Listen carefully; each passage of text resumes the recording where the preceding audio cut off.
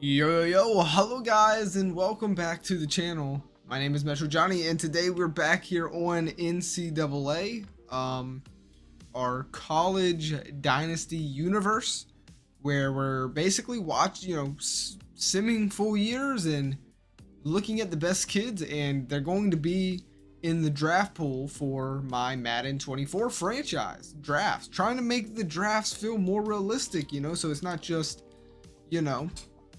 the first time you're seeing a name and it's just a generated player. Now they got a little bit of a backstory. They're going to have a little bit of a backstory anyways. That's kind of the whole goal of this series right here, right, is to go ahead and start building up some backstories on the future draft classes of my Madden franchise.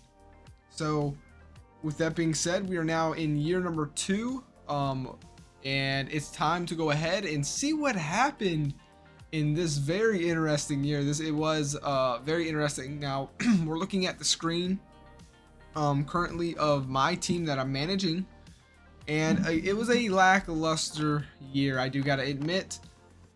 We finished 8-4 again, so 2 years in a row now finishing 8-4. We did get a bowl game, and we'll take a look and see who we're going against and things like that. But it was a decent year for Will Howard, the senior. He'll be gone next year, and it will be Holden probably starting for us next year. Pretty decent stuff here, not too crazy. Just, I don't know, we were kind of lackluster. You will know these are real names, by the way. Some of the names are actually real people. We did have Matt Lack do pretty good. Maybe even he's a character for a future draft. I don't know. We'll see. I am actually, though, I'm going to be pulling most of these names and most of these players from the national championship games. So the players who make it to the national championship game have a higher chance of actually ending up in my Madden 24 franchise draft classes. So it's very important that players in this series get into the national championship game. So yeah, Nick Butler was a guy that I actually scouted and got on the team, and he had a wonderful season.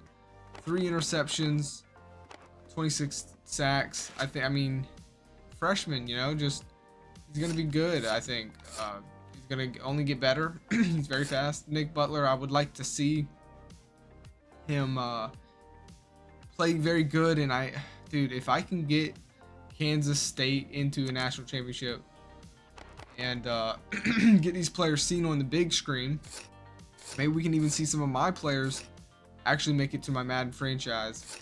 I don't know, though. It's a tall task to ask for. We were ranked all year long, but just as soon as we started to climb the rankings, we'd lose and we'd fall back down, those kind of things. So just a little unfortunate, but yeah. So moving over, let's go ahead and take a look at the 2 teams that are going to be playing in the national championship, and then we'll cover their paths there and their rosters and things like that in this episode.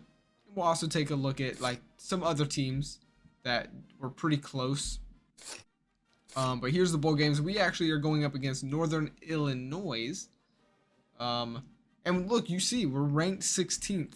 So it's not out of reach for us to make a national championship.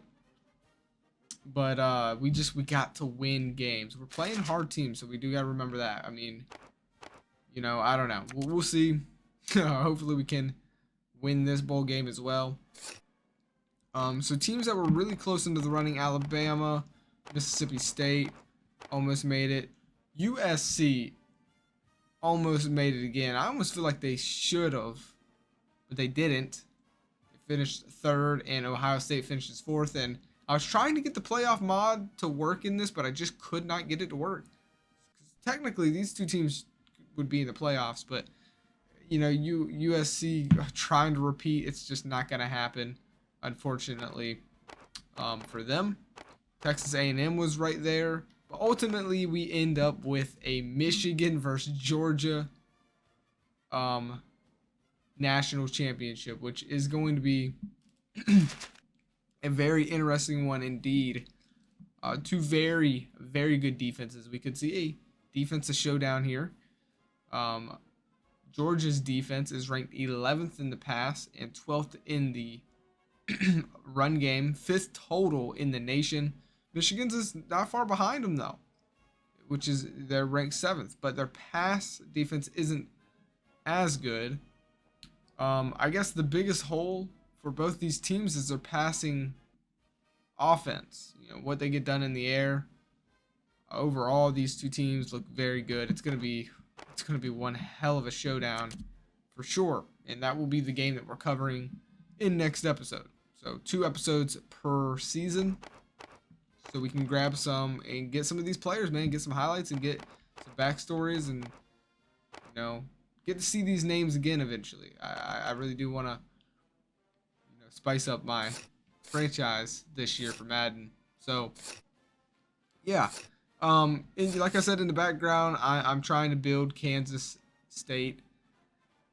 I'll start to cover my personal team maybe a little more in this series if I can get them to actually be running, you know, for a national championship title. But right now we're kind of just playing like Kansas State. You know, nothing's really changed too much 2 years in. But let's take a look at the two teams and their story. That's what I want to do. I want to actually get to know these teams a little more.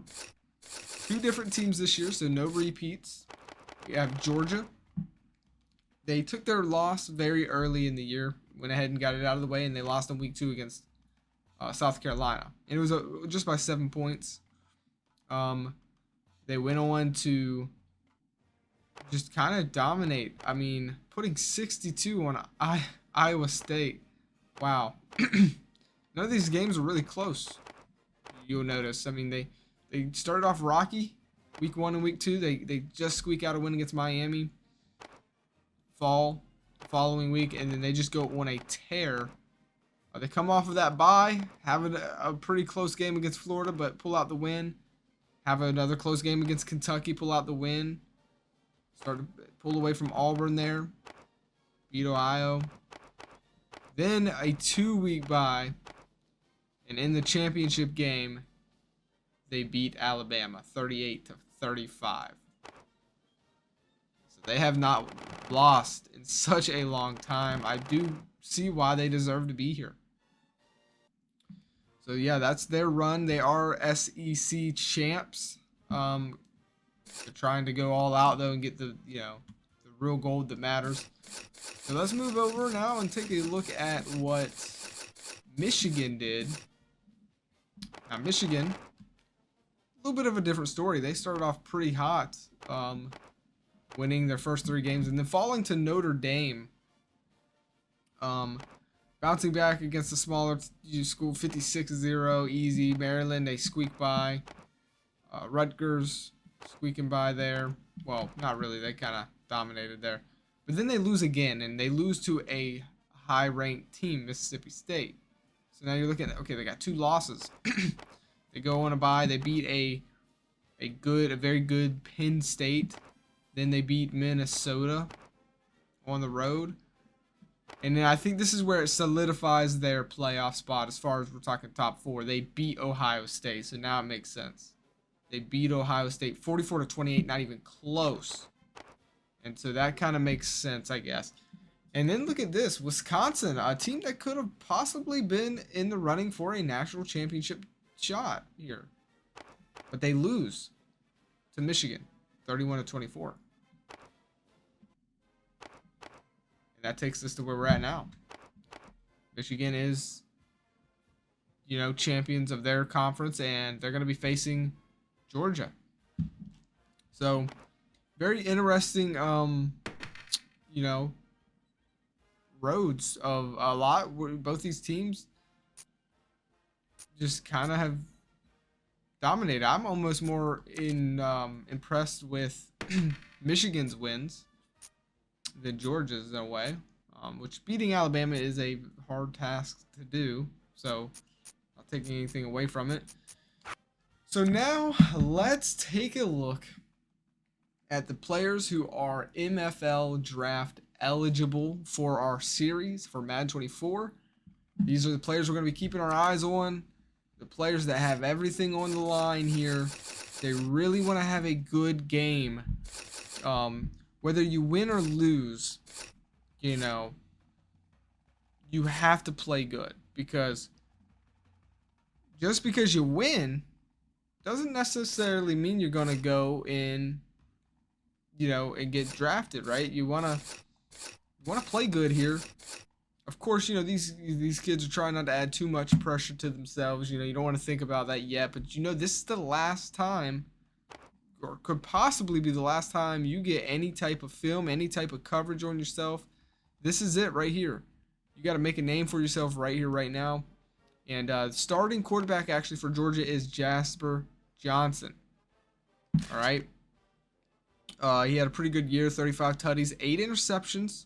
Not that bad. 68 completion percentage is actually pretty good. He had a good year, and I can see why he's starting. All eyes are on him. This is it. Like, do you want to be in the pros? Go out there and win the biggest game of your career, which is a national championship title. And start off, or end your college career the right way and head to the MFL, man. Next guy who's got it all on the line here, Tristan Keene. We'll be keeping our eyes on him. 1,100 yards, well, basically 1,200 yards year with 10 tutties. He's going to be a beast, I think. They're going to feed him the ball more. Both these teams tend to or run the ball a lot, so we could watch a very run-heavy game. Preston Elliott and J.C. Rains are both,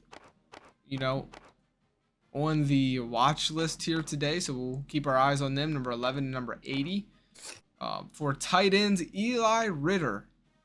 This is one of their big targets that they like to go to. This guy's got sure hands, and he's pretty speedy for a tight end as well. So we'll be keeping our eyes on him. He is MFL eligible, keeping our eyes on all the guys. So the guys that I cover, by the way, are the guys that are going to be submitted in the draft, possibly, right? If they do really good, it could make their draft stock go higher. If they do bad, it can make their draft stock lower. But these are going to be some of the names that we will see when Madden 24 franchise gets underway. So keep that in mind. There is a reason why I'm talking about certain players and why I'm not talking about certain players. So yeah, just keep that in mind. The next guy is Brian Kaiser on the defense here. The first guy on defense. He looks to be like a top 10 pick. But he's got to prove it here today, right? This is it. You got to leave it all on the line here. He had 11 sacks this year in his senior year, 5 the year before. Forced fumbles, fumble recoveries.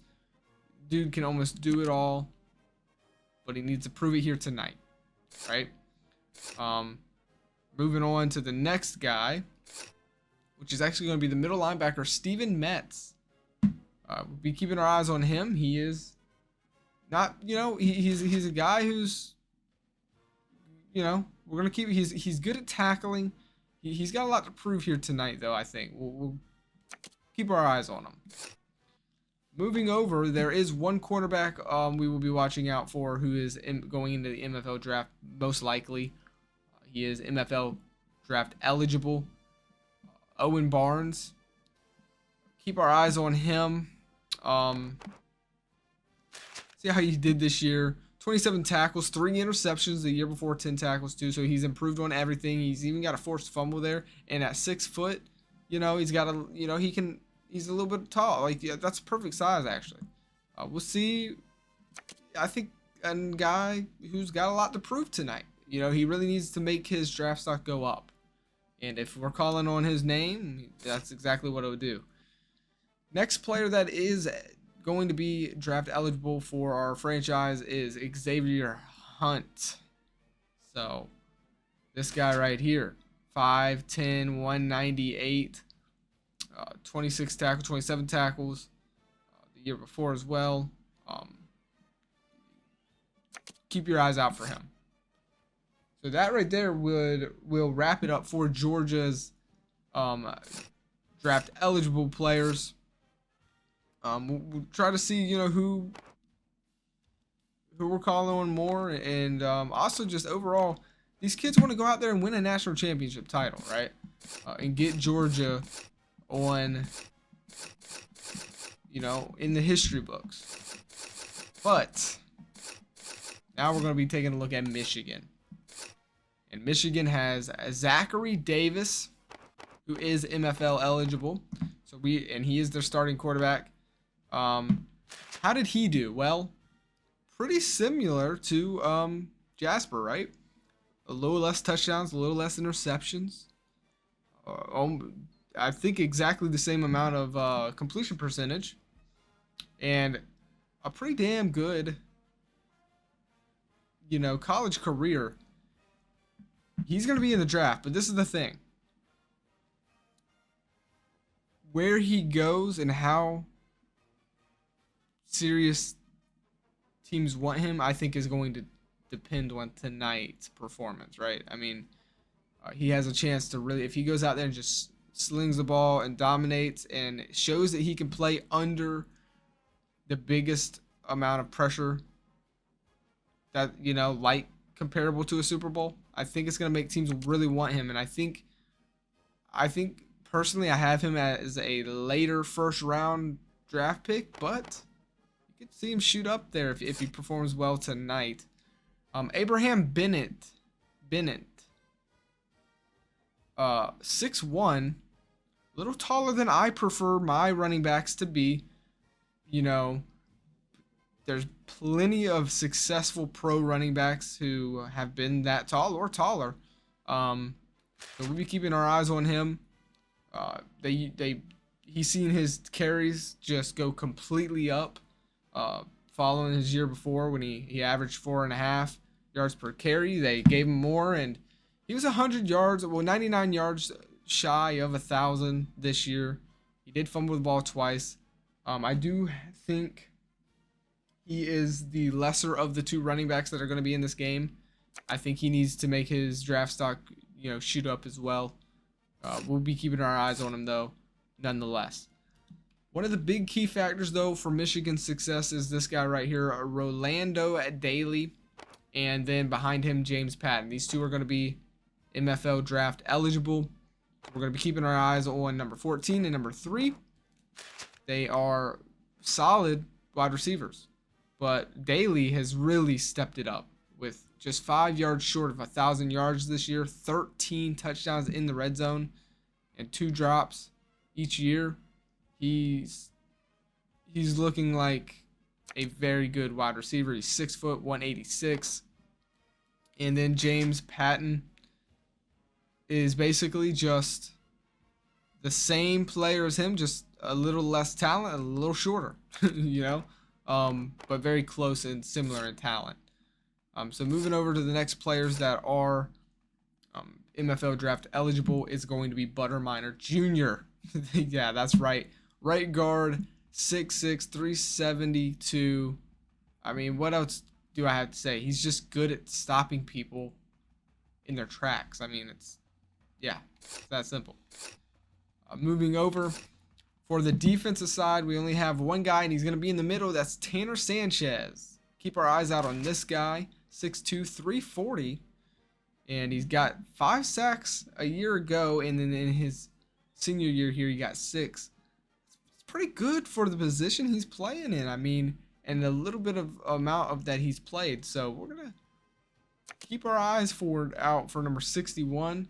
I think he's going to be very successful in the MFL, but we'll see what happens tonight.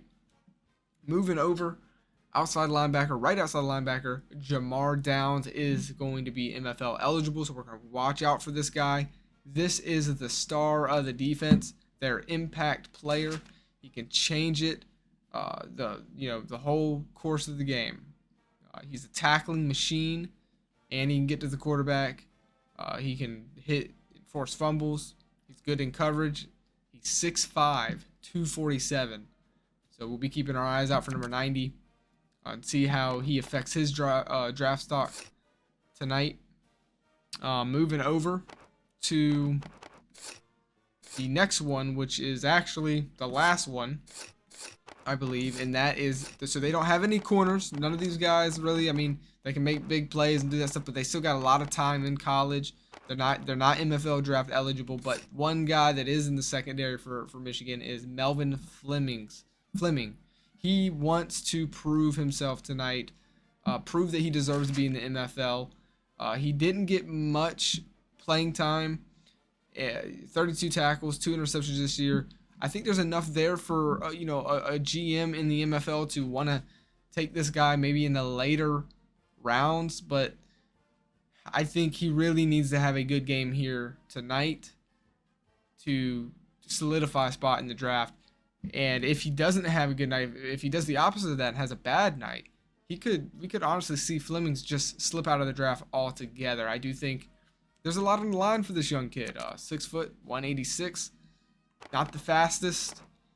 We've seen him make some mistakes in coverage. He's got a lot to prove, but he is MFL eligible, so we're going to be watching, keeping our eyes out for number 3. And yeah, they do have RJ Moten down, so it'll be a freshman, true starting, a red-shirted freshman, should I say, Sab, who will be starting alongside Fleming. So there's the teams, guys, dude. So we have the backstories, we see the rosters, we've gotten to know who's going to be eligible for the franchise draft for Madden 24, and who's got a lot to gain in this. The players who aren't eligible, by the way, there are a lot of younger players who will have another chance or are still going to be on this team in the following seasons. As I tend to do a lot of juniors and seniors, you'll see. So yeah, just keep that in mind as well. But there's a lot on the line for both these teams, and at the end of the day, draft aside, you want to win a national championship, and it's kind of simple. If you win and do very good, then chances are you're going to end up in the draft, right? So these kids want to win. And so, with that being said, I think we've covered everything. We're going to do some simming and get to that bowl, or get to that national championship game. I'm gonna do some of the simming off. I think I actually like to play my bowl games personally. Maybe I'll record it and show some highlights, but I think that's gonna wrap it up for this episode. We've learned what's happened in the year and things like that. One thing I'll show. Let's look at the top 25. Let's look at the top 25. And that is what it looks like. So these are the teams that, were right there, very close, you can see, but and had decent years. Kind of see the records as well. And we're going to end it on this note. Next episode will be the national championship. I want you guys to let me know who are you watching out for? Who do you think is going to win the game? And is there any characters in particular that you're excited to see in Madden 24, go over to Madden 24. We'll see what happens. Last year, the national championship team was the USC. Now, it's going to be either Michigan or Georgia. So we're going to find out in next episode. And in the meantime, I'm going to get my bowl game out of the way and hopefully bring another bowl victory to Kansas State. So wish me luck on that one. And until next time, guys, I'll see you in the next one. Peace.